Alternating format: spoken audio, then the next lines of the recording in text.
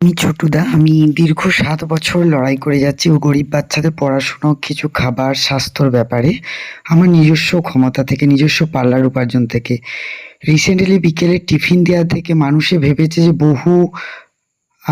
বহু সাপোর্ট আমার মাথার উপর এসে দাঁড়িয়েছে, কিন্তু তা নয়। আজ বিগত ১ মাস ধরে আমি ৩ বার পোস্ট করলাম গরিব বাচ্চাদের বস্ত্রর জন্য। মাত্র ৫ জন বস্ত্রদানের জন্য এগিয়ে এসে, বস্ত্রদানের জন্য নয়, একটা জামার দায়িত্ব নেয়ার জন্য। ৬০,০০০ ফলোয়ার্সে যখন ৫ জন এগিয়ে আসে একটা বস্ত্রের জন্য, সেখানে বোঝা যায় আ কতটা মানুষ সাপোর্ট দেয় বা কমেন্ট দিলেই সাপোর্ট দেয়া হয় না।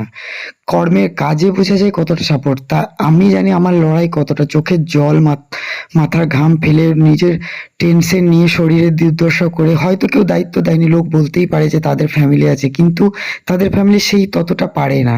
সেই লড়াইটা আমাকে করে যেতে হচ্ছে যাতে তারা ভালো শিক্ষা পায়।